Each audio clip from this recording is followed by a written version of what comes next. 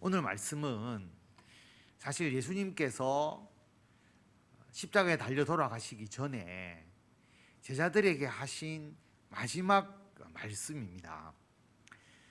성경을 읽을 때 우리가 구절 구절을 읽다 보니까 성경의 흐름을 놓치기가 참 쉽거든요. 그런데 성경은 흐름대로 읽어야 될 필요성도 있습니다.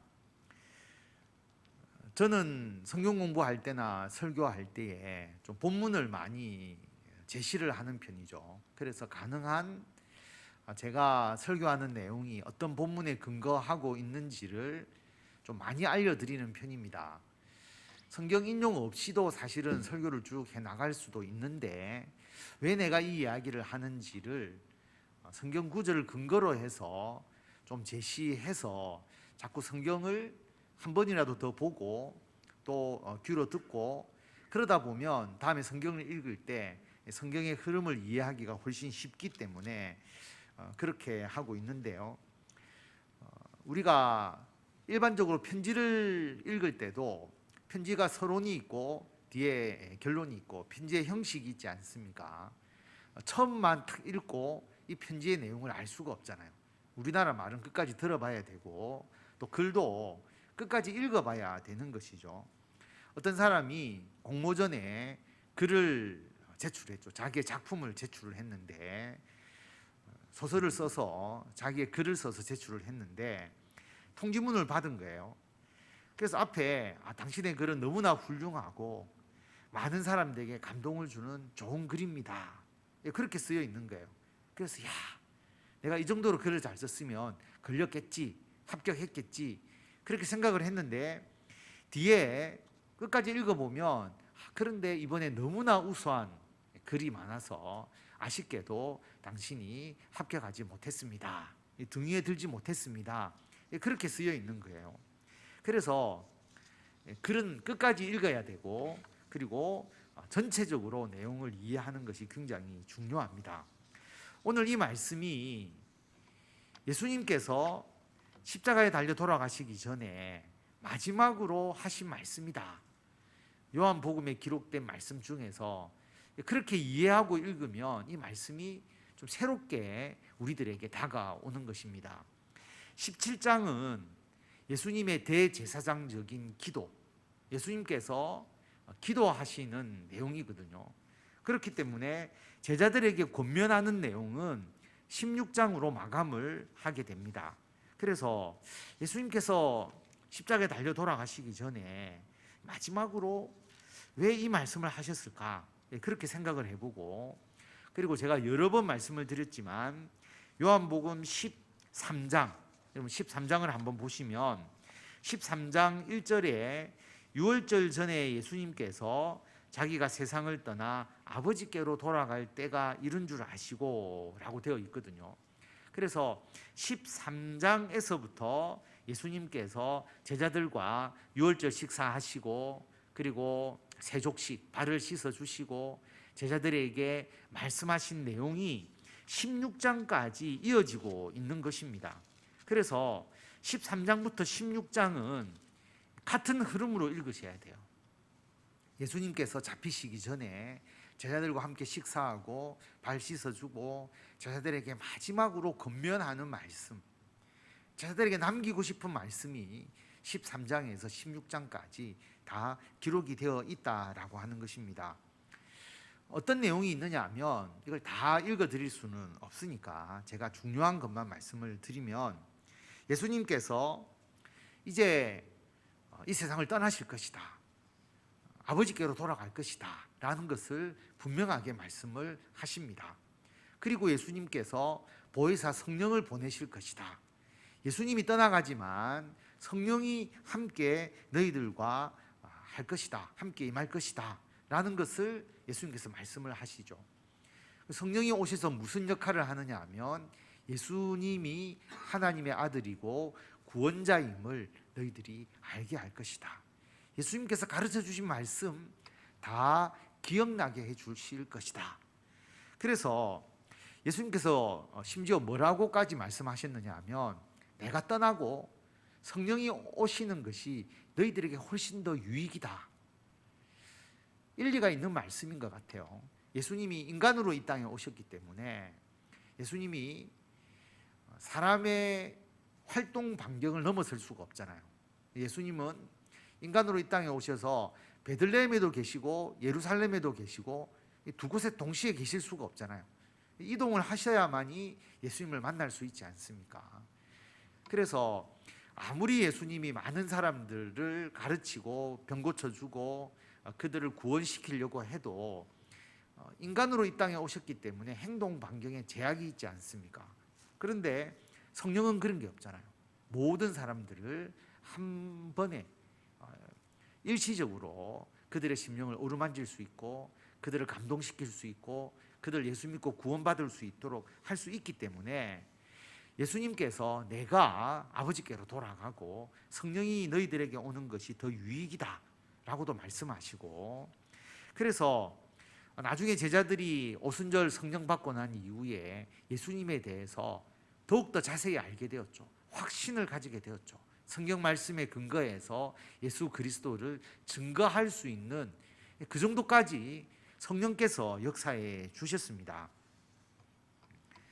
그래서 예수님께서 이제 십자가에 달려 돌아가시고 승천하신 그 이후부터는 예수님에 대해서 아는 것이 중요하다. 성령이 오셔서 우리들에게 그리고 사람들에게 하신 역할이 뭐냐 하면 예수님을 증거하는 거거든요. 예수님이 어떤 분이신지를 믿게 만드는 겁니다. 그래서 예수님이 하나님의 아들이시다, 이것을 믿는 것이 중요하죠. 예수님이 우리를 구원해 주셨다, 우리들의 죄를 대속해 주셔서 우리를 구원해 주셨다, 이것을 믿는 것이 중요하다라고 하는 것입니다. 그래서 유대인들이 우리는 하나님 믿지 않느냐, 창조주 하나님 믿고 우리 하나님께서 우리를 출애굽시켜 주셔서 이스라엘 나라를 세우게 하시고 하나님이 우리 아버지다, 하나님이 우리의 하나님이시고 유일한 신이시고 우리는 하나님의 백성이다, 그렇게 열심히 하나님을 믿는 게 예수님이 오시고 난 이후에는 별로 중요하지 않게 되었다라고 하는 것입니다.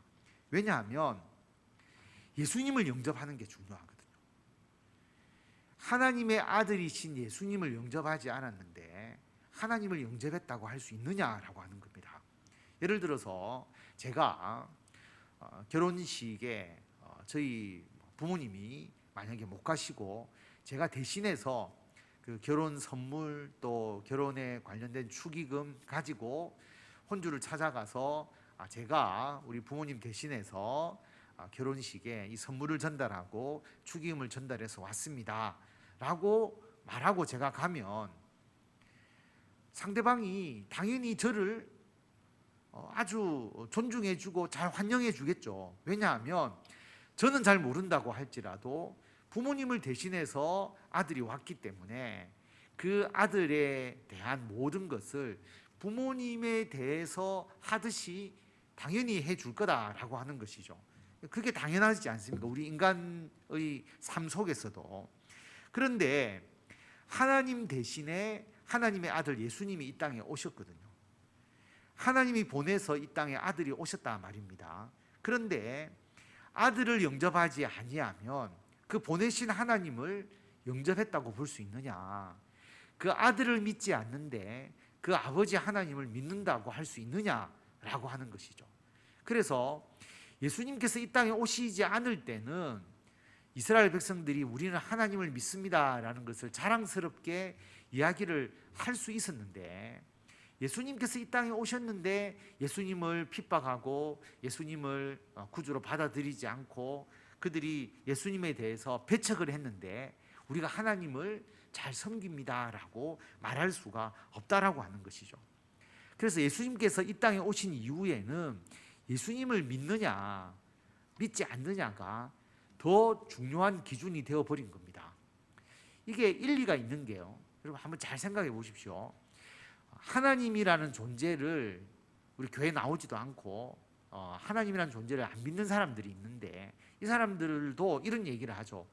조물주가 참 이 세상을 잘 만들었다. 조물주를 믿는 사람들이 있잖아요.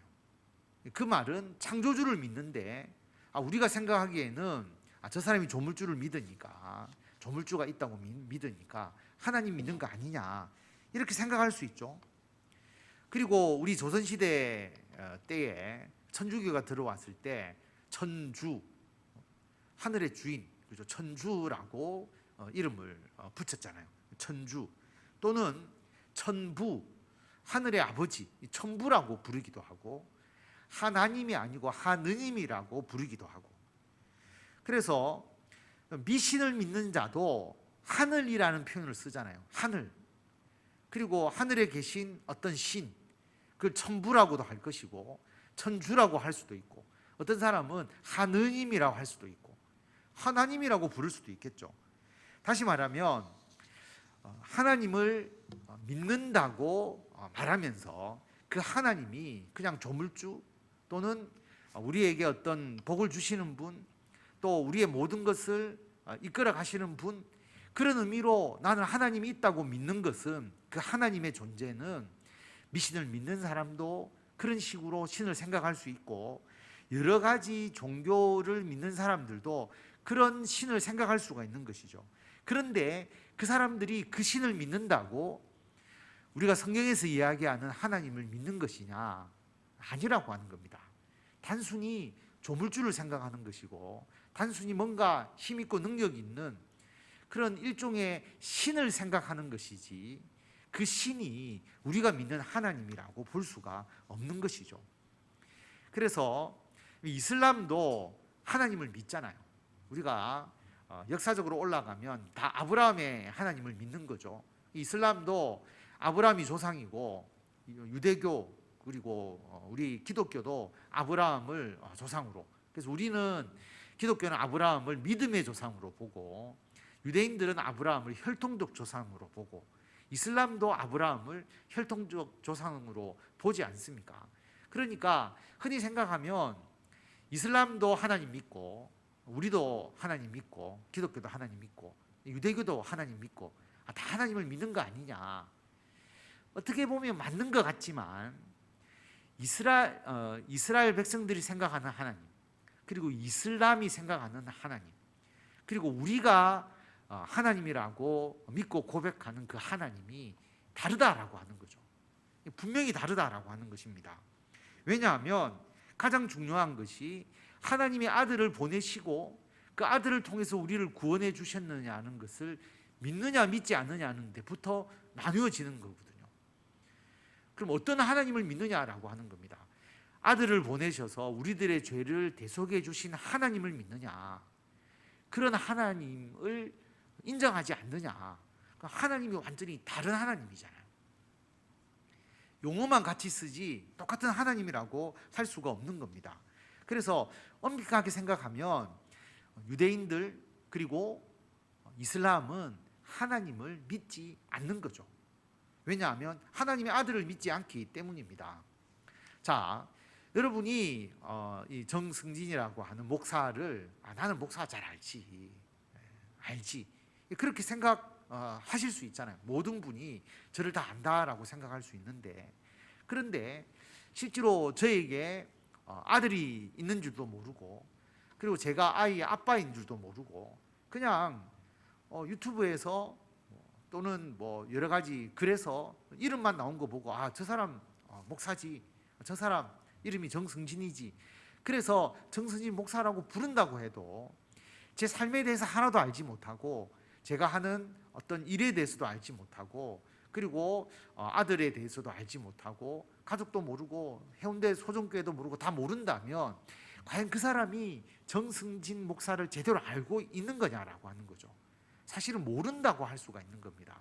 그래서 하나님이라고 칭한다고, 창조주라고 칭한다고 모두가 하나님을 믿는 것이 아니라, 예수님께서 이 땅에 오신 이후부터는 그런 하나님, 그런 막연한 신의 존재는 의미가 없는 것이죠. 그걸 믿는 것은 의미가 없고, 하나님께서 인간으로 이 땅에 보내신 예수 그리스도를 믿고, 그 예수 그리스도의 같은 삼위일체 되신 하나님, 성부라고 불리는 예수님께서 왜 우리가 성부라고 부르냐면 예수님께서 하나님을 아버지라고 부르셨거든요. 그리고 하나님이 예수님을 아들이라고 부르셨거든요. 진짜 아들이냐 진짜 아버지냐 그건 아무도 알 수가 없습니다. 그런데 저는 그렇게 생각합니다. 왜 예수님이 하나님을 아버지라고 불렀을까? 낳은 분도 아닌데. 그리고 하나님은 왜 예수님을 아들이라고 표현했을까? 여러분, 우리가 신의 관점에서 우리 인간의 모든 걸 이해할 수가 없거든요. 우리가 신의 세계의 모든 것을 다 이해할 수가 없습니다. 그래서 하나님과 예수님, 성령의 관계가 우리가 삼위일체라고 이야기를 하는데, 이 삼위일체에 대해서 깊이 있게 우리가 알 수가 없어요. 진짜 하나님이 아버지와 아들과의 관계인지 아닌지를 우리가 알 수가 없잖아요. 어떻게 우리가 아느냐 하면 예수님께서 이 땅에 오셔서 하나님을 아버지라고 불렀거든요. 그러니까 우리도 예수님이 그래 불렀기 때문에 하나님 아버지라고 부르잖아요. 예수님이 부르셨기 때문에 우리가 아버지라고 부를 수 있고, 그리고 예수님을 하나님께서 아들이라고 칭해 주셨거든요. 그래서 예수님을 하나님의 아들이라고 칭하는데 왜 이런 표현을 썼을까? 예수님이 하나님을 친구라고 표현했거나, 여러분, 같은 그냥 신으로만 이야기했다면 예수님과 하나님과의 관계를 우리가 이해하지 못하잖아요. 그런데 하나님은 우리들에게 하나님과 예수님과의 관계가 어떤 것인지를 가르쳐 주고 싶으신 거예요. 어느 정도로 하나님과 예수님이 삼위일체 되신 하나님으로서 완전하게 사랑으로 하나 되신 분인지를 어떻게 나타낼까?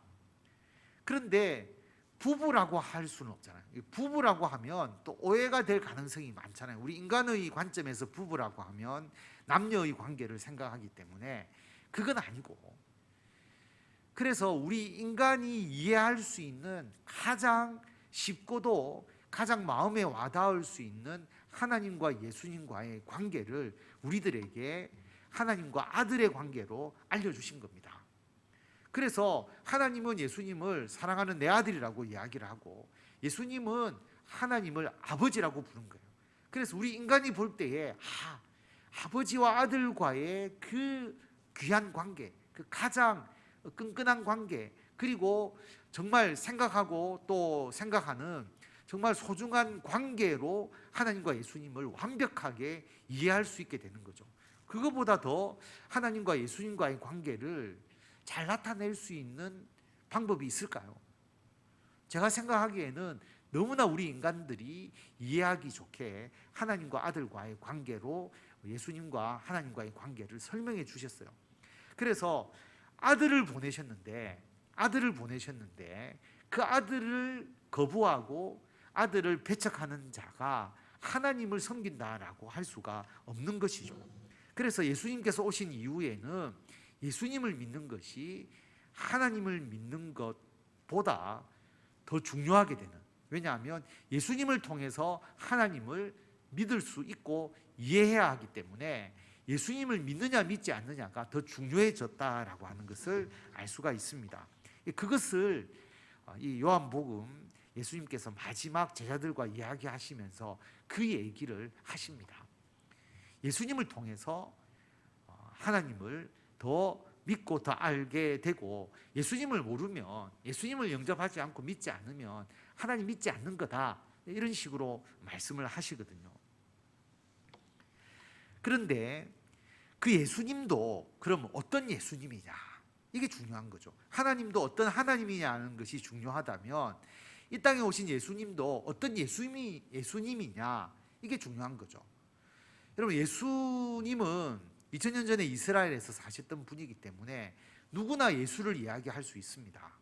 예수님을 예전에 제가 중고등학교 다닐 때는 윤리 교과서에서 석가, 그 다음에 예수, 공자, 마호멧, 이런 이제 종교에 대한 이야기할 때 예수님의 삶에 대해서도 이야기를 하는데, 예수님이 2000년 전에 이 땅에 계셨던 한 성인이고 인자로서, 사람의 아들로서의 어떤 그런 의미만 딱 가르치고 이해한다면 예수님을 제대로 안 것이 아니죠.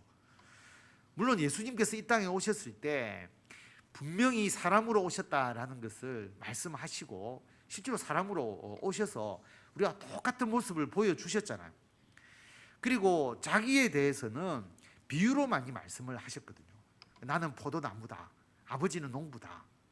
예수님이 포도나무다라고 말씀하시고 우리가 그 포도나무에 있는 가지다 이렇게 말씀하시고, 또 앞에서 예수님께서 나는 생명의 떡이다 그렇게도 말씀을 하시고, 하늘에서 내려온 살아있는 떡이다. 그래서 내 살을 먹고 내 피를 마셔야 영생을 얻는다 이렇게 이야기하니까 유대인들이 이해를 못한 거죠. 어떻게 자기의 살을 먹으라고 하느냐, 어떻게 피를 마시라고 하느냐, 그렇게 이야기를 하고, 예수님은 세상의 빛이다, 또 선한 목자다, 예수님은 부활이고 생명이다. 그래서 예수님이 분명히 이 땅에 인간으로 오셨는데 자신이 누구인지에 대해서는 앞부분에는 비유로 많이 말씀을 하셨거든요. 그러니까 사람들이 예수님에 대해서 정확하게 이해를 못하는 부분들도 굉장히 많았습니다. 그런데 예수님께서 이제 제자들하고 맨 마지막 시간을 보내시면서, 물론 부활하신 이후에도 만났지만 십자가에 달려 돌아가시기 전에 마지막으로 이 시간을 제자들과 보내면서 예수님께서 분명하게 말씀을 하시죠. 내가 하늘에 계신 하나님으로부터 나와서 이 세상에 왔다. 그리고 내가 다시 내가 있던 곳 아버지께로 내가 돌아간다. 그래서 예수님은 그냥 마리아에게서 태어난 자가 아니라 그 이전에 하나님과 함께 하늘에 계셨던 분임을 제자들에게 분명하게 알려줍니다. 내가 이전에 있던 곳, 하나님과 함께 계셨던 곳으로 돌아간다라고 이야기를 하는 거죠. 그래서 예수님의 신적인 그 권능에 대해서, 신이신 예수님에 대해서 제자들에게 설명을 분명하게 해주십니다. 그래서 제자들이 그런 예수님을 믿게 되는 거죠. 우리의 모든 것을 해결해 줄 수 있는 신적인 예수 그리스도, 신이신 예수 그리스도를 제자들에게 알려주시고, 그런 예수님을 믿을 수 있도록 예수님께서 마지막으로 말씀을 해 주셨습니다. 그렇게 말씀을 하시고 난 이후에 그다음 뭐라고 말씀하셨느냐 하면 그 말씀이 이제 오늘 말씀이거든요. 보라, 너희가 다 각각 제 곳으로 흩어지고 나를 혼자 둘 때가 오나니 벌써 왔도다. 너희가 각각 다 제 곳으로 흩어지게 될 것이다. 다 도망갈 거라고 하는 것이죠. 그리고 나만 혼자 남을 거다. 십자가에서 달려 돌아가시고 또 예수님께서 고통을 당하실 때에 너희들이 다 흩어지고 내가 혼자 있게 될 것이다 라고 그렇게 말합니다. 십자가의 순환에 대해서 말씀을 하시는 것이죠. 그런데 내가 혼자 있는 것이 아니라 아버지께서 나와 함께 계신다라고 그렇게 말합니다. 여러분, 이 말씀을 하지 않으셨다면 제자들이 어떻게 생각했을까? 한번 우리가 제자들의 관점에서 한번 생각을 해보면, 예수님과 3년을 같이 지냈습니다. 예수님은 말씀도 잘하시고 권능도 있고, 그리고 죽은 자를 살리기까지 하고 놀라운 기적을 베푸시고, 예수님하고 같이 있으면 사실은 두려울 게 없잖아요. 걱정할 게 없잖아요. 먹을 걱정 안 해도 되고, 그 다음에 예수님과 함께 있으면 자신들에게 어떤 누가 해를 끼칠 것도 아니고 예수님과 함께 든든하게 그렇게 살았을 겁니다. 그리고 제자들은 예수님이 왕이 될 것이라고 또 생각하는 부분도 분명히 있었으니까 예수님께 의지하는 바가 굉장히 많았을 거예요. 그런데 예수님께서 십자가에서 돌아가시고 예수님께서 붙잡히셔서 죽으실 것이다 라고 말씀을 하셨을 때에, 만약에 예수님이 힘이 없어서 그냥 십자가에 돌아가시는 거라면, 붙잡히는 거라면, 자기들이 기대했던 예수 그리스도, 정말 하나님의 아들로서 힘있던 예수 그리스도가 아니잖아요. 우리가 속은 거 아니야? 우리가 지금까지 헛고생한 거 아니야? 분명히 그렇게 생각했을 겁니다. 생각하게 될 것입니다. 그런데 예수님께서 내가 너희들이 다 떠나고 내가 혼자 있지만 내가 혼자 있는 게 아니야. 아버지께서, 하나님께서 나와 함께 계신다. 이렇게 말씀을 해 주시거든요. 이 말씀이 뭐냐 하면 앞으로 예수님이 겪는 그 모든 고난, 십자가의 죽음이 예수님이 힘이 없어서 그 대제사장 무리들에게 붙잡혀서 고초를 당하는 게 아니다. 하나님이 함께 하심에도 불구하고 예수님께서 이 고난을 당하는 것이다. 결국 예수님이 스스로 자기의 뜻에 따라서 이 고난을 당한다라고 하는 것을 깨닫게 되는 거죠. 그걸 예수님께서 분명하게 말씀해 주는 겁니다. 그래서 너희들 패배한 게 아니다. 너희들 실패한 게 아니다.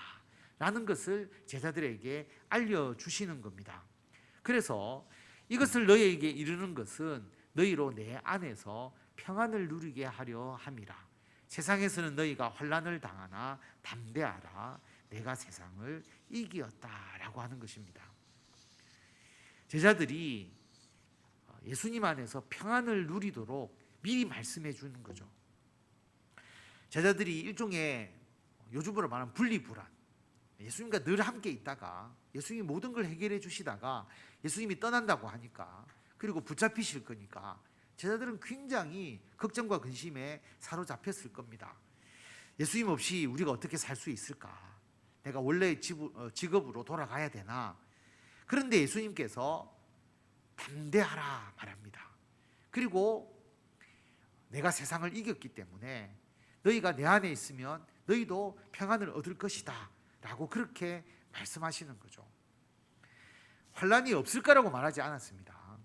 너희가 환난을 당하지만 어디에서? 세상에서는. 너희가 세상에서는 분명히 환난을 당하게 된다. 그런데 담대하라. 왜냐하면 예수님이 이미 세상을 이겼기 때문이다. 그래서 너희들이 세상에서도 평안하게 된다라고 말씀하시는 것입니다. 여러분, 우리가 세상에서 어떤 때 환난을 당하는지를 한번 생각해 보면요, 예수님을 그냥 4대 성인 또는 3대 성인 중에 한 사람 정도로만 생각하면 세상에서 신앙 문제 때문에 환난 당할 필요가 없어요. 예수님 신 아니야 이렇게 생각하고 위인 중에 한 사람이지, 그런데 무슨 신앙의 핍박과 박해가 있겠습니까? 없거든요. 우리가 하나님의 아들이시고 우리들의 죄를 대속하신 예수 그리스도로 믿기 때문에, 그 믿음 때문에 환난과 핍박을 당하는 것이 굉장히 많잖아요. 우리는 지금 종교 문제 때문에 핍박을 당하지는 않지만 이슬람 국가나 그리고 다른 국가에서는 그리스도인이라는 이유로 처형을 당하거나 핍박을 받아서 목숨을 잃는 사람들이 정말 많습니다. 아직도 그런 핍박이 이루어지고 있거든요. 그리고 우리가 그런 핍박은 아니라 할지라도 우리도 예수 그리스도를 믿는 믿음으로 살아가려고 하다 보면 분명히 받는 핍박이 있어요. 어려움이 있습니다. 환난이 있습니다. 뭘까? 한번 생각해 보세요. 여러분이 어떤 일 때문에 내가 환난을 당하는가, 세상에서 한번 생각해 보시면 크고 작은 정도의 차이는 있겠지만 어려움이 있을 수는 있거든요. 왜냐하면 세상이 하나님의 말씀과 반대 방향으로 움직이잖아요. 우리가 예수님을 믿는 믿음으로 살려고 하면 세상을 역행해서 살아야 되거든요. 물이 흘러내리는 것을 거슬러 올라가면서 살아가야 합니다. 왜냐하면 세상은 정의를 이야기하는 것 같지만 여러분, 냉정하게 세상을 보시면 세상은 정의롭게 흘러가는 것이 아니고 사실은 악을 조장하는 힘이 훨씬 더 강합니다. 근데 우리가 그 악에 편승해서 살아가느냐? 아니고 정말 우리가 영적으로 깨어서 예수님의 말씀대로 살아가려고 하면 그 세상의 물결을 거슬러 올라가야 되거든요. 그러다 보면 환난을 경험할 수밖에 없다라고 하는 것입니다. 여러분, 우리나라가 종교의 자유가 있다고 하지만 실제로는 직장 생활을 하면서 우리가 주의를 지키거나 또 내 신앙의 어떤 그 표현, 내 신앙의 어떤 그 자유를 내가 지키는 것이 쉽지 않습니다. 굉장히 어렵거든요. 왜 특히 우리 기독교가 어려우냐면 다른 종교는 1년에 한두 번만 가면 되잖아요. 초파일에 가고 불교는 꼭 절에 가야 된다고 하는 강력한 어떤 그 신앙의 그 규칙이 없잖아요. 그런데 우리 기독교는 일주일에 한 번 가야 되거든요. 주일 가야 되고 어떤 경우에 수요일도 가고 금요일도 가고 새벽기도도 가고. 그러니까 직장의 사장의 입장에서 보면 종교에 얽매여 있는 것이 너무나 강한 거죠. 그래서 다른 사람들은 주일날 부르면 주일날 오는데 기독교인은 주일날 교회 가고 또 교회 가서 하는 일도 많으니까 이것도 해야 되고 저것도 해야 된다고 하니까 직장에서 봤을 때는 교회 안 다니는 사람이 훨씬 더 시간 쓰기가 좋겠죠. 그러니까 잘 안 쓰려고 합니다. 그리고 우리가 교회 다니는 사람들이 신앙에 어떤 그 믿음이 좀 강하잖아요, 그죠? 믿음이 강하다고 하는 것은 말을 잘 안 듣죠. 우리는 우리들의 하나님의 말씀, 우리들의 어떤 그 삶의 지침을 더 중요하게 여기잖아요. 그러니까 기독교인들을 좀 불편하게 생각하는 부분들이 분명히 있습니다. 그러다 보니까 기독교인으로서 신앙생활을 하게 될 때에 여러 가지 삶의 어려움, 직장생활의 어려움, 또 취직하기 어려움, 이런 부분들이 분명히 있다라고 하는 것이죠. 이런 문제가 분명히 있습니다. 그런데 예수님께서 우리가 세상을 이겼다라고 말하잖아요. 이겼다는 것은 뭐냐 하면 환난을 피하는 게 아니고 우리가 그 환난을 극복해서 나가는 거죠.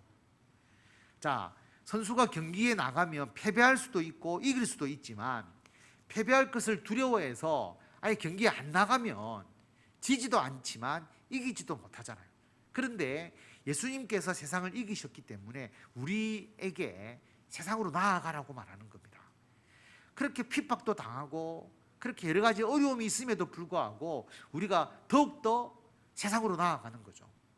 직장생활 할 때 우리가 신앙의 문제로 여러 가지 걸림돌도 되고 또 핍박도 받고 잔소리도 듣고 좀 싫어하는 눈치가 있어도 그러면 우리가 직장생활 안 하고 그냥 내가 생활하지, 그게 아니라 더 직장으로 나아가는 거죠. 우리 그리스도인들이 더 직장생활을 하고 사업도 하고 더 세상으로 부딪히면서 그 환난을 더 경험하는 겁니다. 그러면서 세상을 이기라고 하는 것이 예수님께서 우리에게 하시는 말씀이죠. 환난을 두려워하지도 말고 세상을 두려워하지도 말고 예수님이 이겼기 때문에 우리도 세상을 이길 수 있다라고 말합니다. 여러분, 미신을 보면 정말 그 공포심을 유발하잖아요. 지금도 그런 이야기 하는 분이 많습니다. 한 집안에 종교가 둘이면 그 집안이 안 좋은 일이 생긴다. 그래서 내가 신앙을 가질 때는 신앙을 가지지 마라. 근데 여러분, 위의 세대가 대부분 불교든 미신이든 위의 세대가 기독교인 가정이 별로 없잖아요.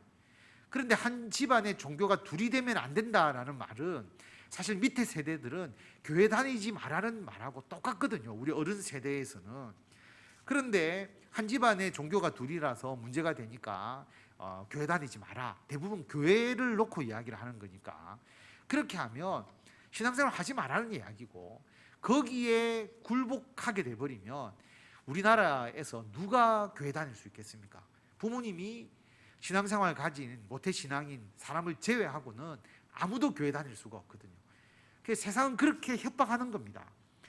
미신이 또 사탄이 우리들에게 그런 것을 통해서 예수 믿지 못하도록 협박하게 될 때에 우리가 거기에 굴복하는 것이 아니라 교회 가는 것이죠. 그럼에도 불구하고 신앙생활을 하는 겁니다. 예수님 이름으로 나아가는 것이죠. 그래서 우리가 그 세상을 이기는 것이 필요하다라고 하는 것입니다. 여러분, 이기는 것뿐만 아니라 우리들에게 평안을 주세요. 환난이 있는데 예수님 안에서 평안을 누리는 것이죠. 직장생활 할 때 부딪히기도 하고 또 우리가 세상에서 살아가면서 여러 가지 어려움을 겪지만 그 어려움 속에서도 우리가 평안을 누리거든요. 이게 참 신비로운 겁니다. 한 해를 돌아보면 물론 2년 동안 그랬지만 코로나 때문에 우리가 많이 어려웠잖아요.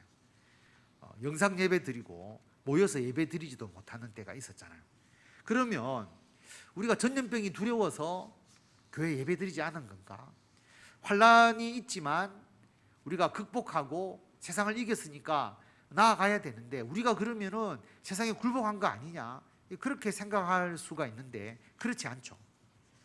여러분, 우리만 있다면 코로나 때문에 우리가 예배를 안 드렸겠어요? 마스크 끼고 예배 드리면 되죠. 지금도 예배 드리는데.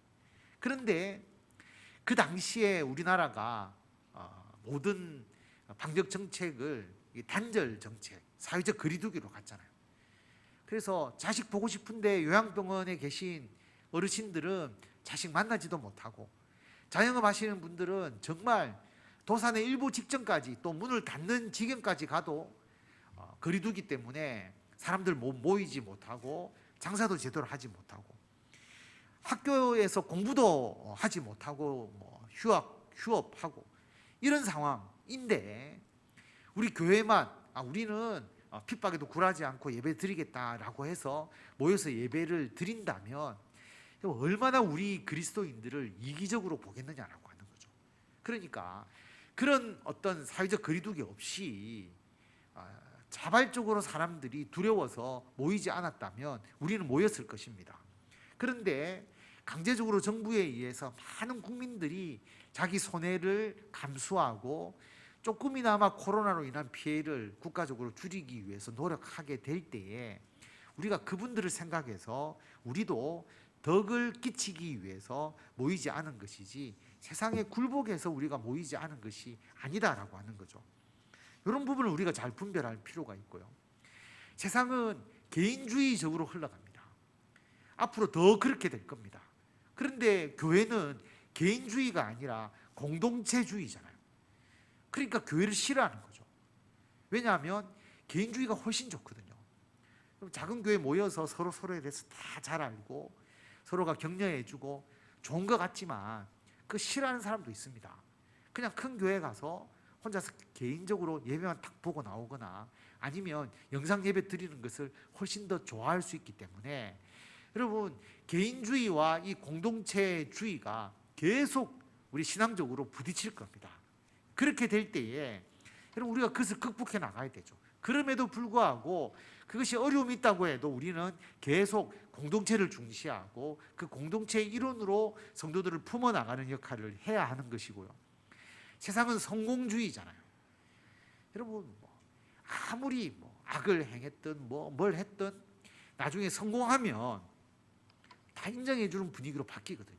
돈을 크게 벌거나 높은 지에 올라가면 이 사람이 어떤 잘못을 행했는지 안 했는지 관계없이 그냥 그것을 다 부러워하는 형태로 나아가는데 우리 기독교는 성공주의가 아니잖아요. 세상에서 성공을 강조하지 않지 않습니까? 기독교도 자꾸 성공주의로 흘러가는 잘못이 있지만 진짜 기독교는 성공주의가 아니거든요. 그러니까 끊임없이 이 성공주의와 또 부딪히게 되는 겁니다. 그런데 우리가 그것 때문에 혹 우리에게 손해가 있거나 어려움이 있다고 해도 우리가 그것을 이겨낼 수가 있는 것이죠. 그래서 우리는 이러한 모든 문제를 피하는 것이 아니라 회피하는 것이 아니라 우리가 거기로 향해서 더욱더 나아가는 것입니다. 우리가 주일날 직장 생활을 꼭 해야 되는 곳이 분명히 있습니다. 그래서 주일날 직장 생활을 한다고 해서 모두가 다 우리 그리스도인들이 사표 쓰고 나와야 되느냐? 그것은 아니죠. 주일에 일해야 될 곳이 있다면 일을 할 수밖에 없을 것입니다.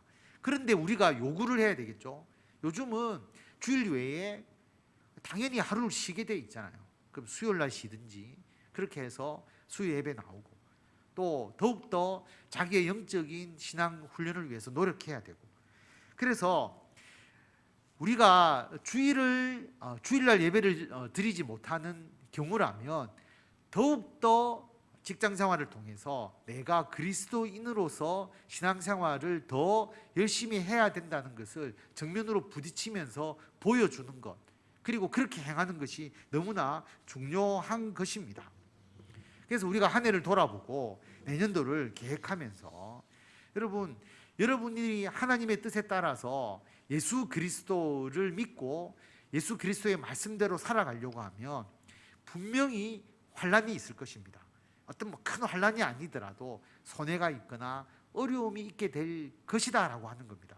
분명히 그렇게 될 때에 여러분은 거기에 굴하지 않고 하나님의 아들 예수 그리스도를 믿고 예수님이 이기셨으니까 우리도 이긴다라는 마음으로 거기에 부딪히고 영적으로 싸우면서 나아가는 것이 필요하다. 세상의 거센 물결을 우리는 거슬러 올라가는 겁니다. 그래서 모든 사람들이 성공주의로 가더라도 우리는 성공주의가 아니라 우리는 희생하고 섬기고 낮아지는 쪽으로 가야 되는 것이고요.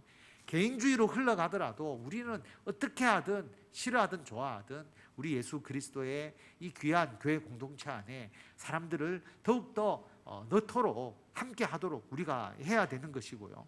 그리고 우리가 세상을 향하여서 빛으로 소금으로 나아가는 그 사명을 감당해야 된다라고 하는 것을 기억하시고 예수님 안에서 이런 환난 속에서도 세상을 이기면서 그 안에서 누리는 진정한 평안을 맛보시고 그것을 이루어 가시는 성도 여러분들이 다 되시기를 바랍니다.